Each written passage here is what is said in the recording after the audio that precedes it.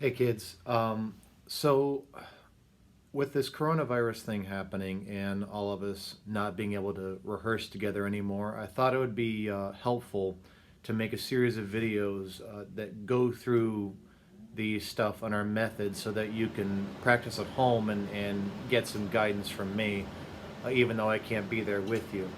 So this first video is just a general how to practice video because I think a lot of people know they should practice, but maybe they don't know how to do it correctly or in a way that's going to get results.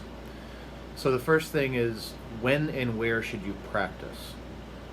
Um, I'd encourage you to find a place in your house where you can set up and have good posture. It's not a good idea to practice on your bed with the music down on your bed and you're looking down like this, because then you're not playing your instrument correctly. You know, we work on good posture in class. You need to have good posture while you're practicing. So if you have a music stand, that's great. If not, there you can get a little folding music stand for $10. Go get one. No distractions. If you are practicing but you're looking at your phone and you're checking out Instagram every 30 seconds, you're not practicing. Try to cut down on the distractions and stuff, because you need to think through this stuff and you need to concentrate. Find the time of day that works best for you. I love practicing first thing in the morning. Well, after coffee, got to have the coffee first. So after breakfast is the time when I am most with it, and I can really put in the time. The longer it gets in the day, I start feeling kind of tired and groggy, and it doesn't work for me. That's me, though. Whatever works for you. If the best time for you is 9 o'clock at night, then practice at 9 o'clock at night. Better run that by your parents first, though. They may not like that. How much should you practice? Think about how much do we play in class. I mean, our class time is 45 minutes a day. So that's what you're kind of used to, is playing for 45 minutes a day. So you better be putting in at least half an hour, or you're going to get worse. The less you practice, the less muscle memory you're going to have, and you're going to get worse. I'd suggest 30 minutes, especially for middle school, and beginners and stuff. I don't think you really need to do more than that. But if you want to, by all means, do more. I mean, I find that I don't really start to improve when I practice until about the 90-minute mark. That's when things really start to happen. So whatever you want to do, the more you practice, the better you're going to get. Okay. But another thing about that is you can break it up, right? You can practice for 30 minutes in the morning and 30 minutes in the afternoon, and that can actually be more productive because you don't get fatigued and your brain has a little time to process. So that's an idea. Do 2 smaller practice sessions may be better than 1 big one. So let's talk about the phases of practice now, or the sections of your practice time. There's kind of 2 things that you need to do. Number 1 is what I call maintenance, where you're playing stuff that you know. You're not playing new things, but you're going over things that you need to go over every day, because these are the fundamental things that you need to be able to do on your instrument, like everything that's on the fundamentals page on my website, all that stuff, and you know how we use it in class. I'm going to make a whole nother video on how to use those fundamental pages. Scales, articulation, just the basic stuff that you need to be able to do no matter what you're playing, stuff that you're familiar with, stuff that you know how to do. This is your daily routine. So there's that, and then phase 2 is where you get into new stuff, and this is where you're learning new music. This is where you're finding music to play. Find stuff that you're bad at. This is kind of a weird instruction, but find things, like, the way you get better is to find things that you're bad at and then learn how to play them, get better at it. If you only practice stuff that you're good at, you're only going to get good at doing that stuff, and you're already good at it. You're not going to get better. You get better by finding things you're bad at and then learning how to play it. Like yesterday, I was practicing my F sharp major scale for like 15 minutes, just going up and down. That's got 6 sharps in it. It's brutal. because I tried to play it and I realized, I'm kind of bad at this. I guess this is what I need to work on today. So yeah, maintenance, and then stuff you're bad at, new stuff. Okay, maybe don't think of it like stuff you're bad at, but new stuff. Okay, new material, things that you're going to get better at. So before I get into the real practical stuff about strategies, the third thing I want to talk about is why practice, because I think you need to get in the right headspace. School, man, there's so much stuff you have to do for school because you have to, or it's your assignment, and you're doing it. You're doing it for a grade, or you're doing it because you have to, or because you're gonna get in trouble if you don't. That's not a great headspace to be in, because you don't actually want to learn the material. You just want to survive and do what you have to do so that you don't get in trouble. That's kind of a place of fear, not a place of joy and I want to learn this and this is personal. And guys, this is music. Okay, this is art, and it's got to be like, you have to do this because you want to do it, or you're not going to learn. So spend some time thinking about, like, what do you want to do? What do you want to learn? How do you want to sound on your instrument? Who do you want to sound like? Don't forget, on my website, there's a whole page of playlists of famous people on each instrument that I made on Spotify. Go listen to some music, man. It's going to inspire you. Or get on YouTube and just start searching for stuff. You know how to do that. But anyway, to encourage you, don't practice because you have to. Don't practice because it's a grade. Don't practice because your band has to win some trophy. Don't practice because you're afraid of what's going to happen if you don't. Those are terrible reasons, and I don't think that you're actually going to learn anything like that. There's only one good reason to practice, and that's practice because you love music. Practice because you love playing your instrument, and getting better makes you happy. Okay? That's the only good reason. And man, I wish someone told me that a long time ago. So, anyway, think about what you want to do. Practice strategies. Okay. So there's a whole list of practice strategies on page 1 of my 2 method books. I don't know if you've ever actually read those, but you should. It's a pretty good list. But the biggest thing, when you're practicing something new and you're having a hard time, there's a lot of things you can do to get through it.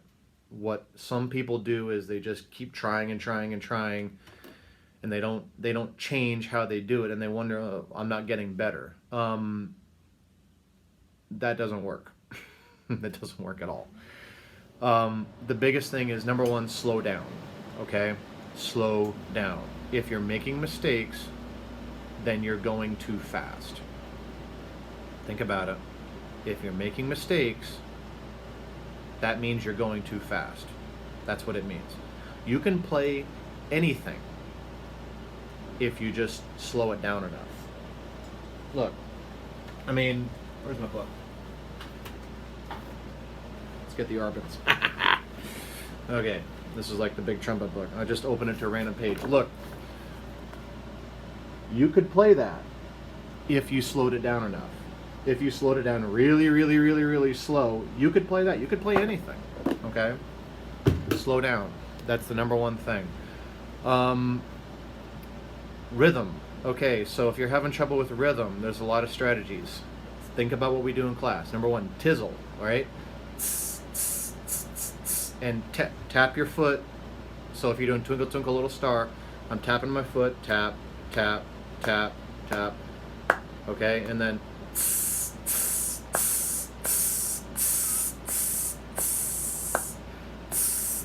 etc. Some teachers teach clapping the rhythm, like twinkle, twinkle, little star, how. Okay, you can clap if you want. I don't like clapping because you can't hold out the note. I think tizzling is better, but I don't care. Whatever works, okay? If it works for you, then do it. That's fine. Say the counts, right? Just like we do in class. So say Twinkle, twinkle, little star. 1, 2, 3, 4. 1, 2, 3, and I'm tapping my foot. 1, 2, 3, 4. 1, 2, 3. Say the counts. You know, you can do that when you're practicing at home. You don't have to just do that when we're in class. Use a metronome. You can get on your Chromebook, get on your iPad, get on your whatever, get on your phone, and just Google the word metronome. Metronome.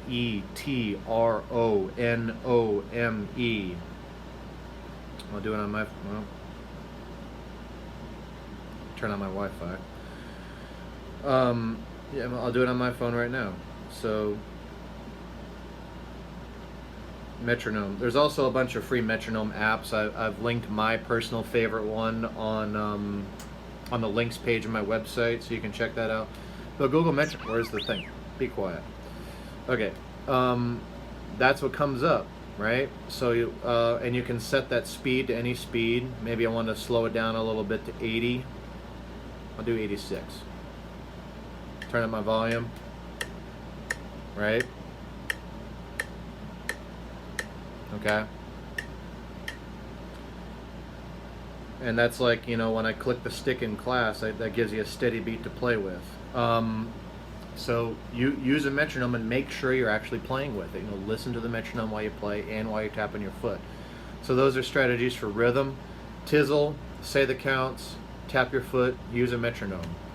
Let's talk about playing the right notes, pushing down the right buttons. Saying the letter names, okay? If I play trumpet and I'm playing Twinkle Twinkle Little Star, I go C, C, G, G, A, G, and if you can't do it that fast, then slow it down. C, C, G, G, A, G. It works, okay? Because it makes you slow down and think about it, honestly, and it makes your brain recall what those notes are. And you should be able to do that. Again, think about, find stuff you're bad at and get better at it. If you can't do that, that's a problem. Okay? If you can't look at the notes and say the letter names, at least at a slow speed, you need to practice that. You need to be able to do that. Because look, guys, you need to be able to look at a note and know what note it is. That's kind of pretty basic stuff. So if you're bad at that, well, get better at it. Another great strategy that I just kind of figured out this year for learning new notes, or for when you're struggling with notes, is when you're going through a song, just hold each note for like 3 seconds. And I mean 3 seconds, not 1 second, 3 seconds. This really, really works. So like, again, I know I keep doing Twinkle Twinkle Little Star, but whatever, we all know it. So here's Twinkle Twinkle Little Star, and here's what I mean. If I'm learning my notes, I'm having trouble, I'm going to hold each note for 3 seconds like this.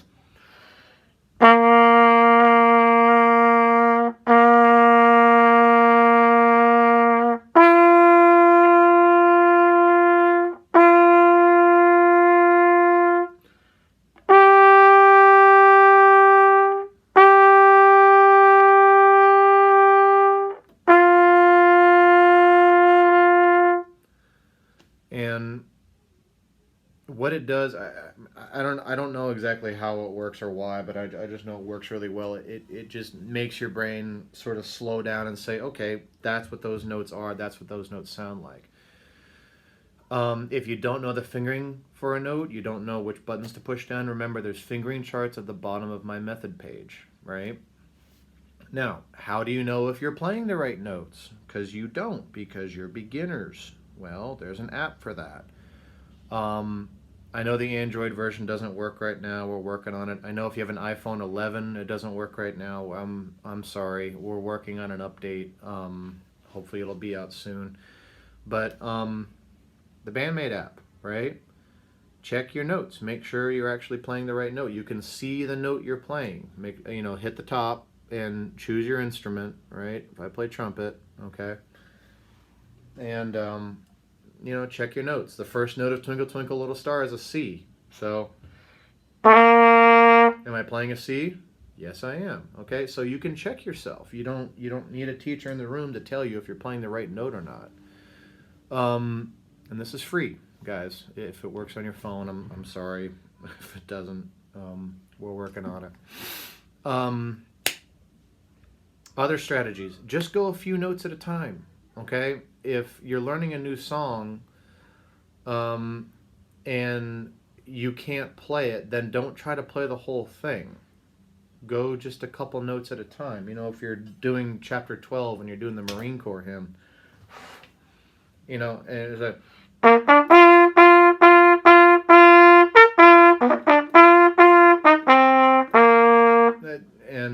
But I can't do that. I'm going... Huh? Just trying to keep going from the beginning to the end over and over again is not going to work. Slow down and do just a couple notes at a time. So, like,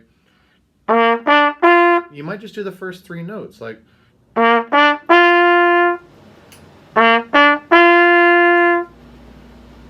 Slow it down even more. Okay, I got it. And then that weird measure with the dotted quarter note. Maybe I can't do that, so let's just do the 3 notes. Alright? And then do it over and over again.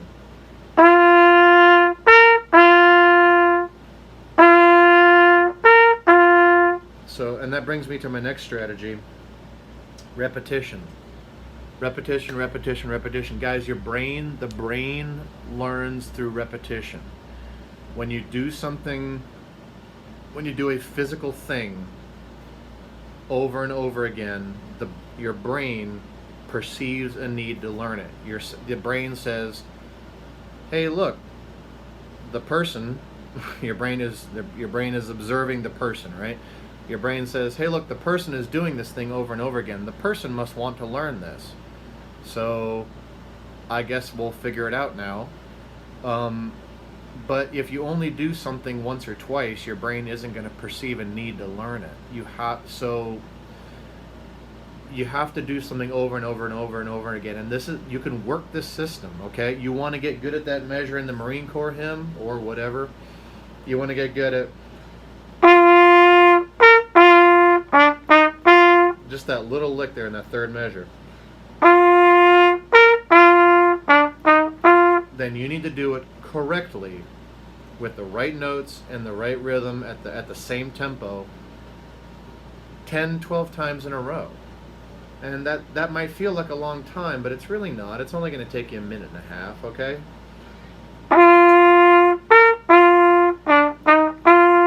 Then take a horn off, back on.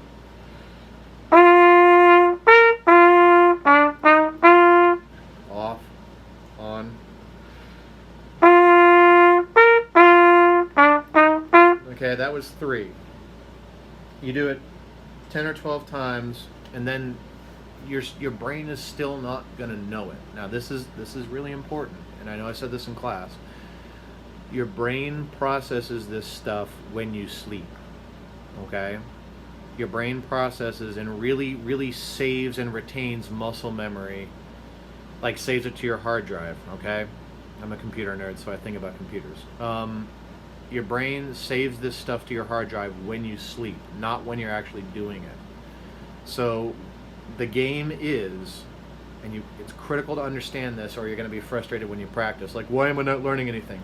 Because you haven't slept yet, okay?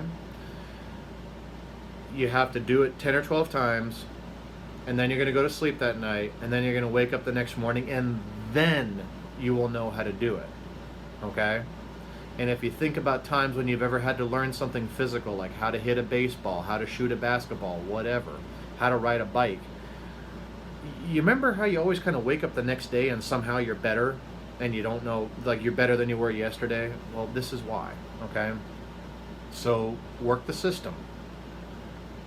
Repetition, repetition, repetition, sleep, wake up the next day, more repetition to reinforce it, okay? One day is good, several days in a row, okay, now we're getting really good at something. So repetition's huge. Singing. I'm uncomfortable singing. but one of the reasons I'm uncomfortable is I'm bad at it. That's something that I need to get better at. Look, if you can't sing it, I'm not sure you can play it. Okay? Because you're not hearing it. If you try to play Twinkle Twinkle Little Star, that's my starting note. First of all, if you can't do that, if you can't play a note and match that note, da, buddy, you got to practice that because that means you're not really hearing notes, and you need drums. Don't forget that a really effective practice strategy for you is to say the rhythms out loud, like say dut, like dut dut dut dut dut dut dut dut dut dut dut dut dut dut dut dut dut whatever the rhythm is. Even for a buzz roll, you can say duh or roll your tongue brrr, I don't know, whatever. Um, but saying the rhythms out loud really makes you process it. I don't know how or why it works, but man, I'm telling you, it works. That's like the first thing you should do if you're struggling with a rhythm, or even if you're not, say it out loud. It works like magic. So don't forget that. I'm just going to run down the list here. So, practice strategies. Look at that list that's on the method page. The page one of the method, but most of it's everything we're talking about here. Slow down is the biggie. If you're making mistakes, you're going too fast. Rhythm, tizzle, tizzling, say the counts out loud, tap your foot, use a metronome. Playing the right notes. Hold each note for 3 seconds. That's a huge thing. It really works, man. Say the letter names. C, C, G, G, A, G. If you can't do that, that's a problem. Use the BandMaid app if you can to check yourself. Fingering charts are available on my method page. Number 5, just go a few notes at a time, right? Don't try to play the whole thing. If you can't get past the first measure, then stop and work on the first measure. Just 3 or 4 notes at a time, okay? Your brain can't learn 25 new things at once. Stop trying to make it do that. It's not going to work. Repetition, repetition, repetition. Your brain learns through repetition. Period. Okay? If you're not using repetition, good luck. And don't forget you need to sleep on it, okay? And then get up in the morning and reinforce it. Do it again, more repetition. Singing. Singing works, man. Okay. So, I wish I could be there to help you practice at home. I wish I could be there. I can't. You have to use these videos and you have to check yourself. You have to be the teacher, okay? I can't be there to make sure you're doing everything that you're supposed to do every day. And I'm talking about not only giving you feedback like, are you playing the right notes or not, right? But things like your posture. If you're practicing at home and you're like this, what are you doing? You or clarinets, you clarinet players, if you're down on your elbows and play the clarinet, no, you don't. Get up, okay? Sit up straight. You know what to do. We talk about it every day in class. You have to check yourself, okay? I can't be there to fuss at you about your posture, so you have to fuss at yourself, okay? Don't practice the wrong thing. If you spend the next however many weeks practicing with bad posture, you're going to get really good at playing with bad posture. And you're going to be out of tune and you're going to sound bad. And then you're going to have a horrible bad habit that we're going to have to fix. So it's up to you, okay? You're going to get out of this what you put into it. Put in the time. Check yourself. Make sure you're really doing everything correctly, right? Things like flute players. Where's a stick? I don't have a stick. I don't have a fake flute. This will be my fake flute, okay? Flute players, remember, like, check yourself. Like, are you sitting up straight? Is your flute not only correct this way, right? It should be slightly below, slightly pointed down, right? Just enough so like a marble could roll out of it. But like, are you correct this way too, right? Remember all this stuff? So check. You got it. You got to check your posture. Okay, you get it. Good luck, and I'm gonna keep making videos and content and stuff. And remember, you can email me or send me a message on Talking Points if you have any questions. I'm working on other ways we can stay in contact and I can help you. But anyway, have fun. Go practice.